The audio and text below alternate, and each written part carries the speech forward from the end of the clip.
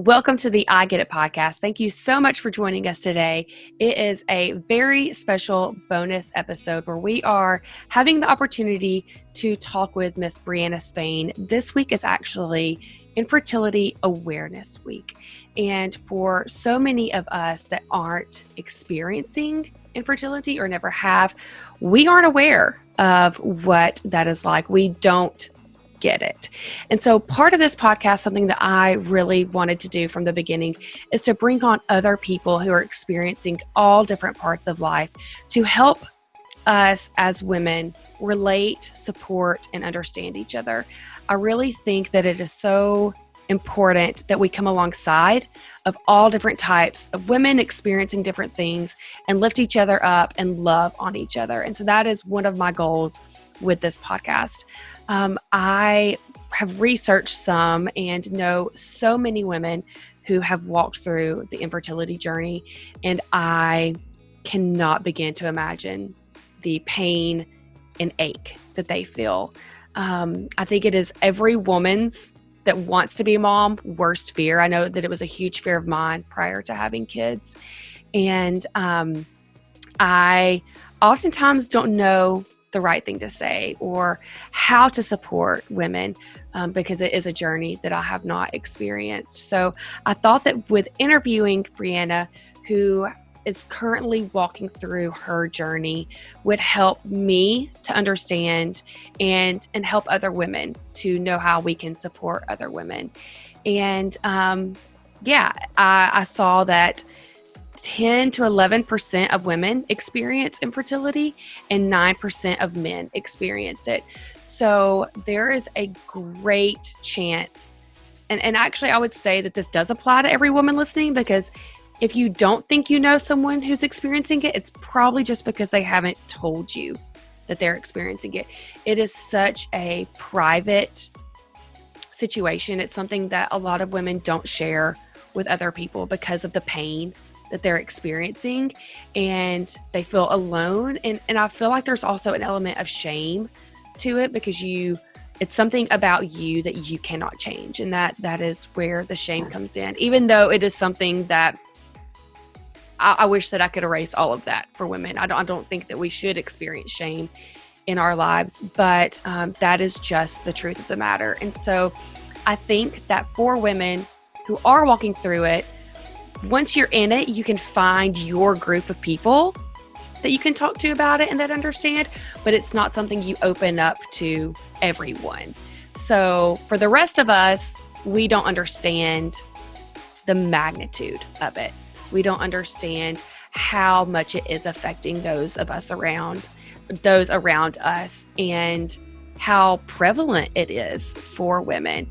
And so, Breana, first, I want to say thank you so much for being here and stepping into such a vulnerable space to share your story and to help us, help the other women understand and champion our friends, our family that are walking through this season of life.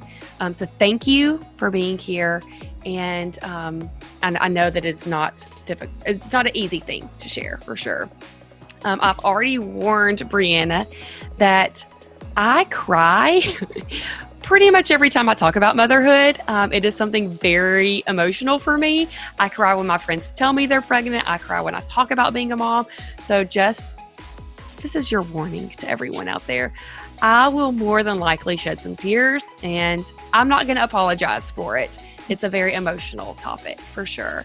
And we're just going to jump in. Are you good? Yep. You're like, I'm as good as I will be. So Breana, tell me just briefly about yourself, how long you've been married, and when you decided to start trying to have a baby. So my name is Breana Spain. I'm a registered nurse. I'm 25, and me and my husband got married in August of 2017. So we have been married about 2.5 years, and we started to try to conceive in November of 2018. So we had been married just over a year, and so we've been trying for about 1.5 years too. Okay.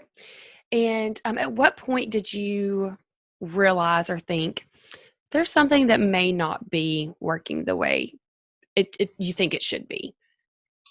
So my sister had problems getting pregnant. So that's just I always suspected it.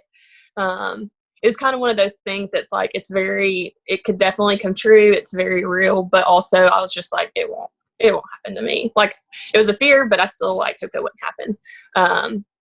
So that's like the biggest, I'm a nurse and I can't think of the nurse word, but that's like the biggest sign. Like, if your sister or your mother have it, then you're very likely to have it as well.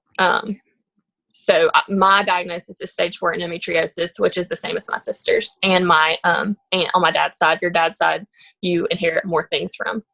Okay, that's interesting to know. I did not know that.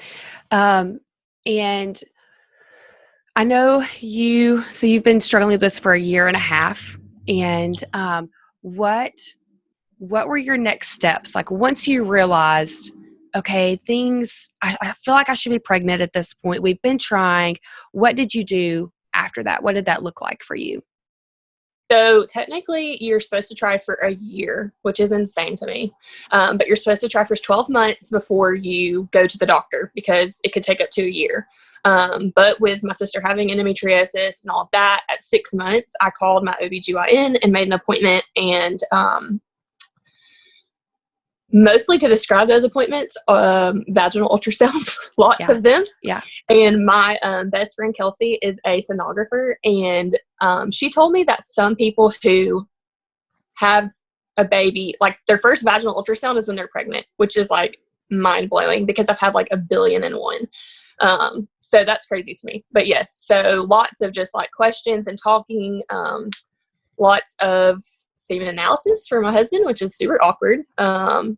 And long story short, I had surgery. That's the only way to diagnose endometriosis. Wow. And it's it's a misdiagnosis. A lot of times it takes on average 7 years to get the right diagnosis. Like, I've been diagnosed with IBS and other things, and it's really just all endometriosis. So painful periods are normal, but super painful periods aren't as normal. If it's your normal, then it's hard to know that that's not normal. So that would be the hardest thing about getting diagnosed. Yeah, that is crazy to me that it would take 7 years to diagnose something. That's really insane. And so this has now been going on for a year and a half for you. How long ago were you diagnosed? So we started trying November of 2018, and I wasn't diagnosed until October of 2019. Okay. So I haven't had it very well. I've had it forever, but I didn't know about it until October. Right. Okay. And what does that looked like now in your daily life? How has this journey affected your day to day? So I'm already kind of an anxious person. If my friends are listening, they're like, kind of, really. But I would say, now that I know that I have endometriosis, it at least makes sense. Before, I was just kind of looking for an answer. And so I got the answer, even though it wasn't what I wanted. So there's not so much wondering now. It killed me not to know why it wasn't happening. And it also is helpful now because I have pain and I know why. Whereas before I had no idea. Yeah. So that's super helpful. But every day's hard. Some days are harder. Some days are easier. Yeah. And how about just even the process of infertility? I know that something that I don't recognize, I obviously think that it would be triggering to be around people with kids, and every pregnancy announcement and every time you see the new baby, or, get online and see kids everywhere, that those things would be painful to you. But I know that for you, it goes deeper than that. This has changed so many aspects of your life. And so how does infertility affect women more than just those triggers with the pregnancy announcements. Can you give me some insight on that so I could understand? So my case, I feel like, is different just because I was a mother baby nurse slash postpartum nurse for 2 years, and I loved it so much. I loved my patients. It was the best job I've had. My last few weeks there, I couldn't handle it anymore. Just seeing people come in that just didn't care anything about their babies or did drugs while they were pregnant. It was just hard for me because I was always very sympathetic to those people.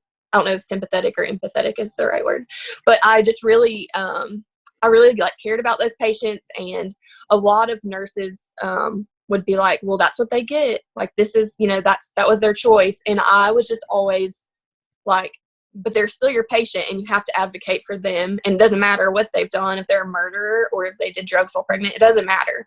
And so at the end, I didn't have that same insight, and I didn't feel like it was fair to those women. So I just had to distance myself from that, which makes me sad because I loved that job, but maybe one day I can do it again. Yeah, for sure. Because I think that is something that is overlooked by many of us, that infertility, it affects you so much more than just those moments. This is kind of it has affected every aspect of your life. You've changed jobs, and it's a struggle so right now we're experiencing coronavirus. We're still in the midst of the pandemic. And I know we were talking previously about how you were functioning before the pandemic every day just to help yourself cope through the days. And I think that that's something that I never really thought about, that you have to cope moment to moment and not just in those triggering moments. So do you want to talk a little bit about that?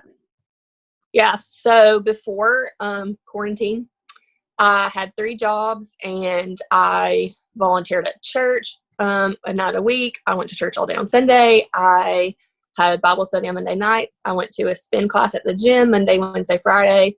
So literally I would work as a nurse, leave, go wait tables. I stay with my aunt as a caregiver for her. So I literally had a jam-packed schedule, and I was tired, but I was doing well, mentally and emotionally.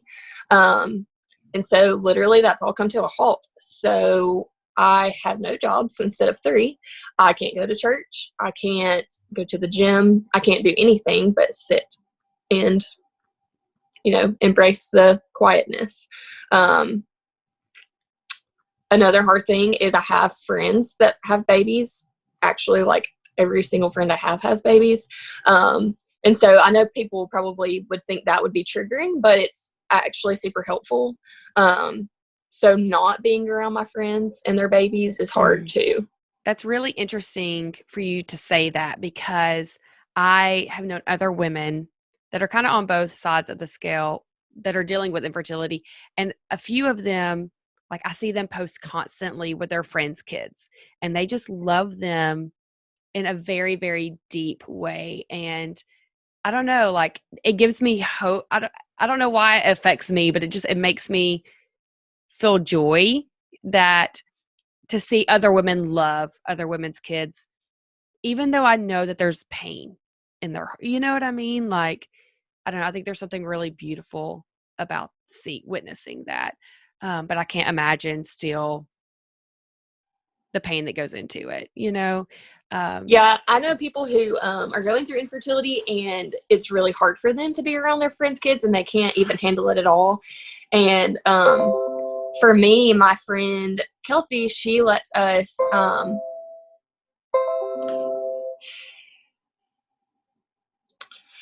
my friend Kelsey, she lets us come over and watch her baby while they go on date night, and we get to feed her, and we get to give her a bath, and we get to put her to bed and read her bedtime stories. And so while it's kind of painful because obviously we wish that we did that every day, it's also helping, because we do have the peace that we'll have a baby no matter what somehow.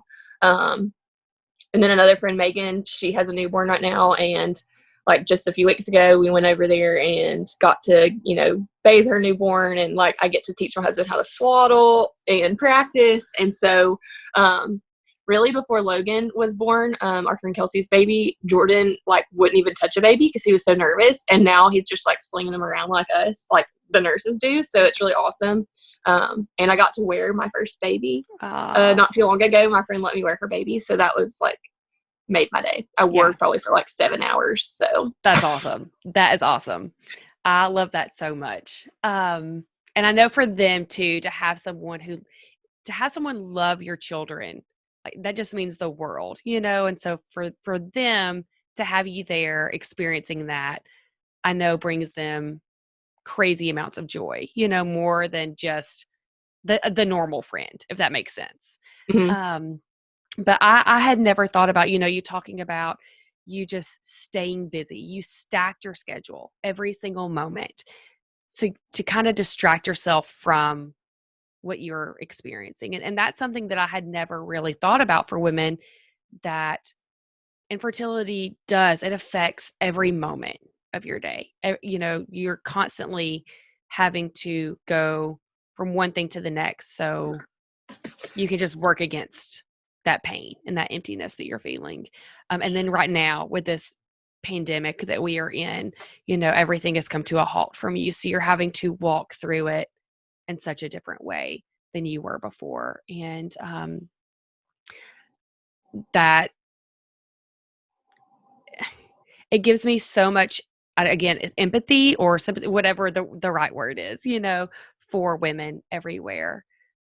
So thank you for that insight. I feel like that opens up our minds in such a different way than it has before. And I would imagine, if not all women who are struggling with this are married, the majority of them would be.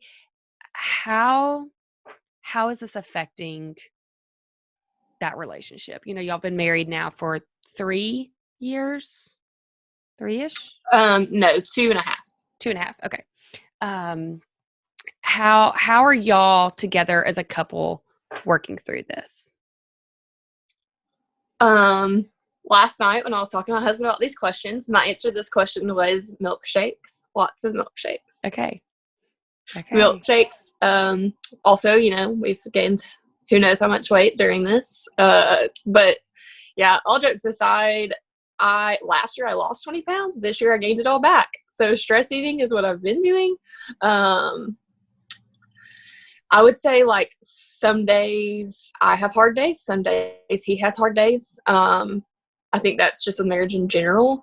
And I do think that men are at a disadvantage that are going through this because, there are advantages and disadvantages to both, but I feel like the man struggles more because they can't like be as vocal, or they can, but like my husband doesn't show emotion much. And I'm a huge crier. So it's like I can cry every single day and that's not weird. And he never cries. Yeah. So definitely it's changed. When we first started going through it, he was very positive. Like, we'll get pregnant next month. It's okay. And I think he was still disappointed, but he was able to like fake it for me. And now, especially with going to our appointment and hearing IVF within the first 5 minutes with our fertility doctor, seeing him actually show his emotion about it is hard for me. So I know that he tries to hold back. But it is devastating whenever he does show me his true emotion, which I appreciate. But it is like, I used to kind of get mad and think like, he doesn't care. He's not even upset. And now I'm like, I just wish he could go back to that, which isn't fair because he should be allowed to feel that too. I definitely have more hard days, I feel like, than he does, just because it's my body and I'm on hormones. I'm in menopause right now from my medicine, have estrogen patches. So that alone messes with your emotions. So, but yes, it affects us both big time. For sure. I think that is also something that we forget, because we do tend to focus when we are aware of infertility, we do tend to think about the woman, and what she's experiencing and have sympathy for her. But we do forget that about the man, and that we need to view infertility as a couple, it's for the couple and not just a female issue. or a female pain, but it is truly a pain that a couple is going through. And I know, if you feel comfortable mentioning this, that one of the ways that you are working through is you're seeing a counselor. You're Mhm. talking to a counselor, and I'm sure that that is helping not just you, but it is helping the two of you together to cope through it. So is there anything you want to say to that? Um, I think that going to a counselor when you're going through infertility is helpful because you feel so much guilt. You feel guilty, like you are jealous of like everybody around you, and then you feel guilty for being jealous. And so going to a counselor, my counselor has like really, pushed and told me like, you're allowed to be sad, you're allowed to be disappointed. Like I tend to beat myself up, and I think that most people do. So it's nice to just hear like you're allowed to feel the way you feel. Yeah, for sure. That's really important. And I know you had just mentioned that you are currently going through menopause. You're on medication because you have gone through the IVF route currently, for your infertility. And can you tell me just a little bit about what IVF, the process looks like, the expense?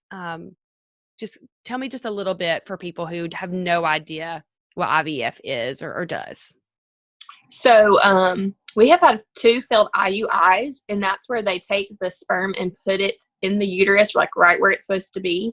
They just threw a catheter up into your cervix. Sorry, I sound like a nurse, um, but IVF is where they take your eggs out and they put it in the petri dish, like the science experiment. So that's the difference. Because honestly, I didn't even know the difference until I went through it. And I am a nurse, and I was an OB nurse. So the total for IVF, if you just did like one transfer and one egg retrieval, is around 10,000.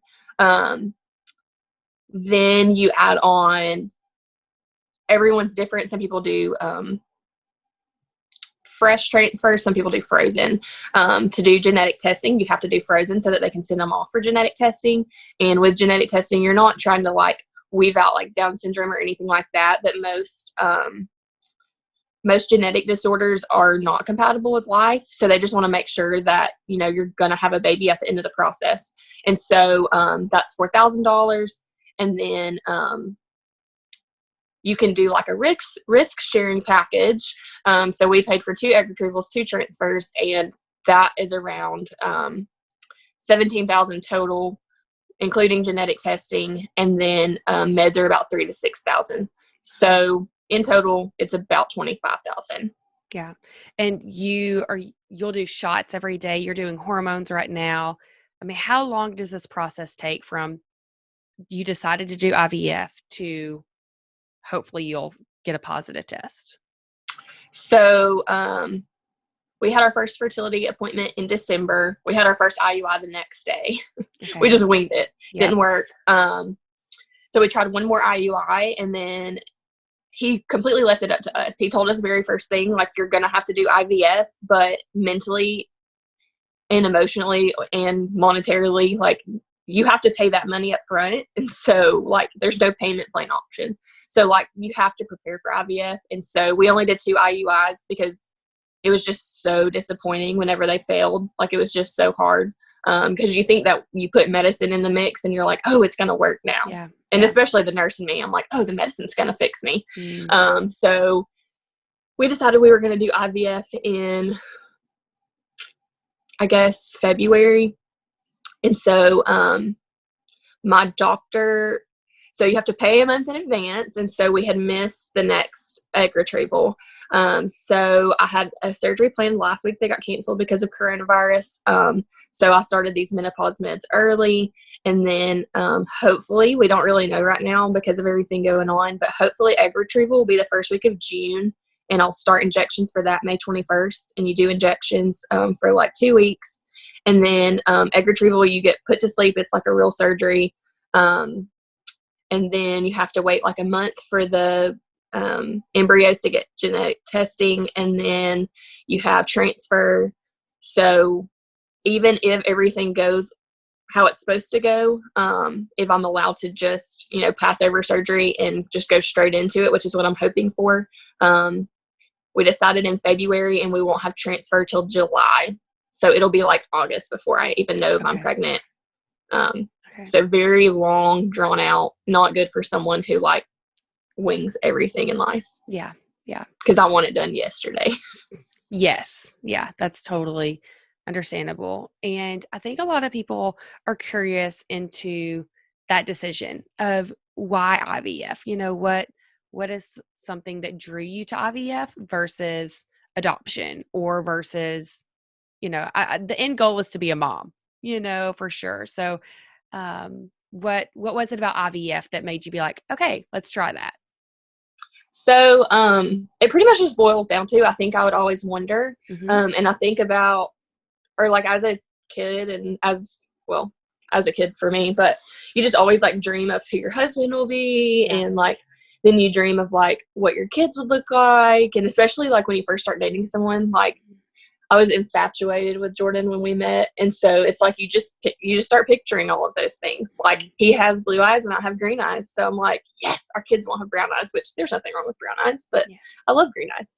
And so it's like just little things like that that really just make you want to have your own baby. And I even hesitate to say own, because I know once you adopt a baby, it's pretty much For sure. the same. Yep.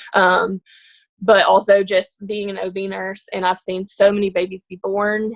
I have helped, I don't know, thousands probably, of patients postpartum, get to take care of them and get to bathe their newborns. And so that piece of it is like, blows my mind every time to watch a baby be born. And I want to go through that. We have paid for 2 transfers. So if they both fail, we've already, we're not going to pay for any more. We're going to adopt, because the Bible does tell us that to care for orphans. So I do definitely, I think that we'll adopt either way. And I know I'll be devastated if IVF fails. I know that. But also I know that I'll be a mom somehow. So if it's through adoption, then that's fine. Yeah. And I think that there are 2 things that I thought as you were talking about that. And one, you have this idea of what your baby is going to look like. And I think that a lot of people automatically have a judgment about IVF. A lot of people automatically, they're like, obviously that's not God's will. You shouldn't do that. Don't mess with medicine, that kind of thing. But I think that other women who haven't experienced this could relate in the fact, I know women who ended up having to have a C-section versus vaginal. And after that C-section, they mourn the fact that they didn't get to experience vaginal childbirth. And a lot of people could look at them and be like, well, at least you got to have a baby, and that's understandable. But I think anytime there's an experience that you have that desire to experience and you don't get to, if there is a way for you to experience that, to take advantage of it. Don't close that door immediately. So what I'm saying that to say that there should be no judgment there. Like there is amazing medicine available that if you can gain that experience, if you can have a baby through medicine, I think that is a miracle. I think that is a beautiful creation. And there's no difference in that and someone taking chemo to cure their cancer, and having a VBAC to experience vaginal versus C-section. And so I'm saying that to cut down any preconceived judgments that people have for IVF. And I think that is really incredible that we have been given this medicine that allows it to happen. And then 2, talking about adoption, in that comparison, I've had a friend who was able to get pregnant fairly easily the first time, and then had unexplained secondary infertility. And that is something that a lot of people do not talk about, is secondary infertility. And because it really doesn't make sense. You've already had one. Why? And that pain is just, I can truly say, seeing her walk through that is unbearable, because you still want that baby. You still know what your family is supposed to look like. And she was able to adopt her second baby. And, she has told me that the moment that baby was in her arms, there was no difference from that moment to the moment her son was laid on her chest after delivering him. And I think that is just such a beautiful picture of motherhood, that it doesn't matter if you have sex with someone one time, get pregnant and have a baby, if you have infertility and the doctors put a baby inside of you, or if you adopt and another person hands you the baby that they created. That motherhood goes so much deeper than how that child gets there. It is truly like what our hearts do, and how that heart change happens. So I think that is such a beautiful thought for women everywhere, that however your baby came to you, we should all be supporting each other in that and not judging any type of way that it came. So I just want to speak to that I don't know, I think infertility, I think IVF is just as much a miracle as that one-time knock-up that people have. So I don't know if that was okay to say, but I just said it, or if that makes sense. And so I wanted to talk also about triggers, some of the things, because so I'm in conversation with a woman, I go and I meet someone new, and motherhood is such a bonding conversation that people have. But I also know that it is difficult for people to ask, do you have any kids? And so are there certain times that it's okay to ask that question? Are there certain ways that people could ask and it will always be a trigger, but not be as painful? What is the way that conversation can look like? Or is there a time that people just shouldn't ask it at all? Do you want to speak into that? So the reason it's hard for me to answer is because I don't feel like there's a way that you could say that to someone and it not be hurtful. And I think that you kind of like train your brain when you're going through infertility that like everyone is not out to offend you, but you're emotional and you have this deep desire. And so, I mean, I really don't think there is a way that cannot be offensive. Yeah, I don't know. I can't really answer that question because and it's not even that it's offensive necessarily. It's just hurtful to have to say no. Yeah. Yeah. Yeah. So I think for every woman you all have your different struggles of what fears you have or what your daily battle is. What is something for you that you have to kind of overcome mentally, a lot that a lot of people may not think about or know that the women that are struggling deal with? The hardest part for me, it might be the nurse in me being an OB nurse, but I just have seen so many things happen. I've taken care of people who've had miscarriages at 6 weeks, people who have had miscarriages at 22 weeks and had to deliver their baby, or I've carried stillborn babies to the morgue in my arms, and I've seen NICU moms fall out in the floor because their baby didn't make it. And so I think the hardest thing for me is that I can't get to the first step. Like I can't even get pregnant. And then I know so much can happen once I do get pregnant, or even, that goes on forever. Something could happen to your kid anytime. So I know that's a fear I'll always struggle with. But that's probably the hardest thing for me every single day is just not beating myself up and to not tell myself, you can't even get to the first step. And there's so many other things that can happen. I feel like that's a lie that Satan has put in my head. So I really try to like combat that lie and say like, God knows what he's doing. He knew I was going to go through this. He has all of my days in his book. Like I had a friend tell me one time, God already knows the amount of hairs that'll be on your baby's head. And I love that. So I would definitely say that's the hardest thing. Yeah, for sure. That makes a lot of sense. I think that fear in motherhood happens even before your baby comes.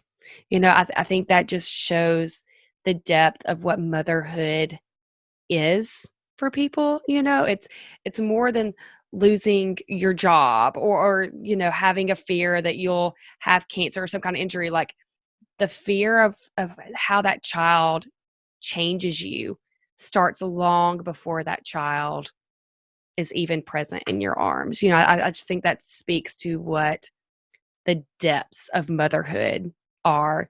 And you cannot understand that unless you are planning to become a mom or already are, and yeah, I have a friend who is struggling currently with infertility, and she already refers to herself as a mom, and I think that that is so beautiful. You are a mom. You already have the mother instincts in your head. You're just waiting for that tiny creature to be in your arms, and so motherhood, it is in our DNA, it just runs through us as women so deeply. So I think that just speaks volumes about the process as a whole, for all women. We all experience those types of fears, but that added level of like having to get to step one, I can't. I don't get it. I don't understand what that fear feels like. Yeah, it's Um, kind of weird because like you're taught morals obviously from a young age, and I have always gone to church. And so like you have these things that you decide you're going to do. Either you're going to do it or you're not going to do it, and then you have a driving factor. And obviously, I always want to do things that I think that are the godly thing to do. But even like as a teenager, I made decisions for my future kids so that I could mm, say, your mom was in high school and I never drank, not yeah. one sip until, Mm, I was older. And, I have only had sex with your dad. I mean, not many, I don't know. I'm experiencing it now with my niece. She's 10. And, she always wants to say, well, everyone's doing it. mm, And so I just really wanted to set an example for my kids that I don't even know yet. And, yes. but like it's just crazy that that's how I've always thought. Like I literally started babysitting when I was 11. Like I've always been so obsessed with kids. Like I'm always called the baby hog, always. Like it's just something that it's like a part of me for sure. Yeah, um that I'll relate to that very heavily. I had those exact same thoughts in high school, and in college, and literally, like, I relate to that so much. Motherhood starts so much earlier than that baby being here. That is such a valid point, and I think that that also just shows why infertility goes so much deeper than just not having a baby, because you are a mom long, long before that baby is here. So, Also, just for things that like a lot of things I don't want to tell my husband because I feel like I sound crazy, and it's always worse if I hold it back and then I end up like losing it. But just the other day, I finally like worked up the courage to tell him that I wanted a Mother's Day gift. And I know that's crazy, but I just think that like I just think I beat myself up too much about the thoughts that I have. And so like I'm like I should be a mom by now, and like I'm gonna be a mom, like I'm right there, like I'm so close. And so like I was like, I don't want like a gift, just like a random gift. I was like, but I want one that like has to do with like motherhood. And I'm sure he was thinking like you're crazy, because I mean guys don't think the same as women, but like it has killed me because I know how much it hurt last Mother's Day when we had only been trying for like 5 months, and now we've been trying for over a year and a half, and like I just dread it. Like I dread seeing all the posts on Facebook for Mother's Day. I dread being at church and seeing all the moms get roses. Like I dread it. And so I just feel like, husbands, if you're listening, go get your wife a gift for Mother's Day, even if she's not a mom yet. yes. um, just because I mean that's something like crazy and silly, and someone who's not going through it would probably never think of that. But like the thought of that I don't get to celebrate Mother's Day just like kills me. Yeah. Yeah. And that same friend, her husband got her a Mother's Day present last year. And I can remember seeing that and thinking that it was so beautiful. And it is something that I would never to think about. Um, but I know someone who makes, which I will also put this in the show notes, makes necklaces for moms that are going through infertility that are not about that specifically, but it's a symbol or something like that. There are things out there for moms that unite them together. Yeah, because you're already thinking like a mom. You've been thinking about them like a mom for a long time. So I don't think that's silly. And it goes back to tell your husbands what you need. By you Yes. telling him, you are saving him from disappointment, and all of that. So that is a huge thing for everybody. Speak what you need to each other, because you will never know what the other person needs. And then it helps everybody, So I think that was very brave and very beautiful, that you told him that, and a sign of maturity in your marriage for sure. When we can just be like, this is what I need from you. Thank you. And Yeah. it doesn't make it count any less, it definitely doesn't. So that's really great. Yeah. Thank you for sharing that. What is something you would want women to know that aren't going through infertility? How can they support their friends that are experiencing it, or their family, or whoever, the women in their lives that are? How could women come alongside you and support you in this? So like a few things that people have done that have like meant a lot, and they weren't a huge thing. But just someone texted me yesterday, my sister-in-law, and just said like, "Hey, how are you?" Yeah. I mean, I know that sounds generic, but like, it's nice to just like be thought of. And Yeah. I wouldn't say that people always know what to say, but you can always just check in on someone. And then I also have a friend that last week, she was just like, "How are you doing during this quarantine with, everything slowing down so much more time to think?" And, I told her, I was like, "It's really hard. Like we've really struggled a lot." And she messaged back and said, "No platitudes from me." And like, I don't even know what that means. So then I had to Google it. But it's basically, the Google definition was like, a phrase that's used too often to be thoughtful. And so I was like, yeah. So it was just helpful to hear someone say like, "I don't know, I don't understand." Mm-hmm. And that sounds like crazy, but there's so many comments that are hurtful, like, "You're young," Mm-hmm. like, or "Just relax," or "It'll happen," like, "It's not happening because you're stressing," or "Just stop trying." Like, all of those things are so hurtful. And I understand that people don't know what to say, but you can always say like, "I don't know what to say." Mm-hmm. And I don't understand, and I'm not going through it. And that just means a lot too, because that's kind of like a thing that I feel most people that are going through infertility, think they're like, "No one understands me." And so it's like kind of validating when someone's like, "I don't understand." Yeah. I know that probably sounds like selfish, but it really does make me feel better when someone's like, "I don't understand," because I think that sometimes when people give you other answers, you kind of feel like they're trying to understand, and there's literally no way you could understand this unless you walked through it. For sure. For sure. Yeah, I think that's a really good point. It's something I talk about on the podcast a lot, whether it's in marriage or friendships or just identity in general, that we all just want to be seen. Like we have an identity, and we just don't want to be forgotten, and we want to be seen. And that's not in like a, hey, look at me glorified way. It's not because I need to be on a poster board, but we just want the people around us to see our hearts and recognize that. And so I think that is so true. Just those simple texts for anyone going through a difficult season, just that, how are you, thinking of you, that goes such a long way. I think that's such great advice of like, if your friends are struggling with infertility, it is, because I think we're scared to ask. We're scared to bring it up because we don't want to hurt you. If we're like, oh, maybe she's having a good day today, and I don't want to bring up something that may hurt her. But the truth is, you're hurting all the time. And Mm-hmm. so to bring it up is not a painful thing. It's more of like, okay, they love me. It's more of an act of love, of like that, how are you? You don't have to say much. You don't have to, go into some elaborate thing, but just that, how are you, is an act of love to anyone walking through either infertility or they're grieving something difficult. Would you say that to be true? Yes, Okay. definitely. And what is something so that is for the women, those of us who are not walking through it, check on your friends, text your friends, call your friends, and just a simple, how are you? That's great advice. And what would you want to say to the women who are walking through it right now? What is something that you could speak to them? I would say my best advice is find someone that you love and just tell them.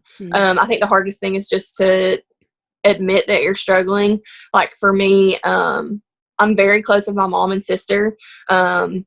And I didn't want to tell them that we were struggling because I wanted to like surprise them with a pregnancy announcement. And so I think it's like super hard to want to tell people because you just want to be like spontaneous and fun with it.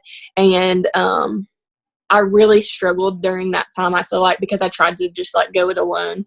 And so I'm very open about it. Not everyone is open about it, but I would at least say if you're going through it to just reach out and at least tell someone, just so that they know that you're going through it. And then also I would say I have shared it on all my social media and been very vocal about it. And so many people have reached out and said they're going through it too. So if you don't feel like telling anyone, just know you're not alone. I know that sounds cliche, but there were probably like 4 girls that I was very close with, and I had no idea they were going through it until I talked about it, and then they reached out to me. And it's insane how much you connect with those people that are going through the same thing as you. That's like anything in life, but something as hard as this, there were like 3 girls just in my Sunday school class that were going through it too, that I didn't know about, and I see them every single week, sometimes twice a week at Bible study. So, and we've bonded, and those are people that I like never really talked to other than like, hey, how are y'all? And so it's just really nice that I've really gained like big friendships through all of this. Yeah. That's really beautiful. I think that is something that is such a private struggle, and so sharing that, finding your community is so important. And I know there are a lot of resources online as well. There's a large Instagram, there are a few women who have stepped up and have shared their struggles online. Is there any resources that you have for someone who's beginning this journey that are struggling through it? Yeah, so on Instagram, there's the Infertility Sisterhood that you can follow, and then you can actually like join, and you have a separate app that people post about, and like it will just bring you joy to have that app and just read the people's posts that are like, I mean, there's so many acronyms that people who aren't going through infertility wouldn't even know, like 6 DPO, days past ovulation. Like nobody even understands that. Or BFN, big fat negative. Like those are things that only people who are going through this understand. And so even just seeing that and seeing all these people like, post about things that you're just like, no one has any idea the depth of all of this, and they do. So that's super helpful. And then there's a Facebook page called Waiting for Baby Bird. And it's awesome. They post lots of like uplifting things. And another thing that I did that I feel like helped me during this was Anne Voskamp's devotional, 1,000 Gifts. And so every day she like encourages you to list 10 things that you're grateful for. And so, I mean, there would be days that I would just lay in bed and think like, nothing, I have nothing. And I mean, really. And her main point of the devotional is that it doesn't have to be anything big. And so like literally one day I was just laying there like feeling sorry for myself, and I just put like that the fan makes noise, that I was thankful for that, because like that was like, I was like, that's it, that's all I can get.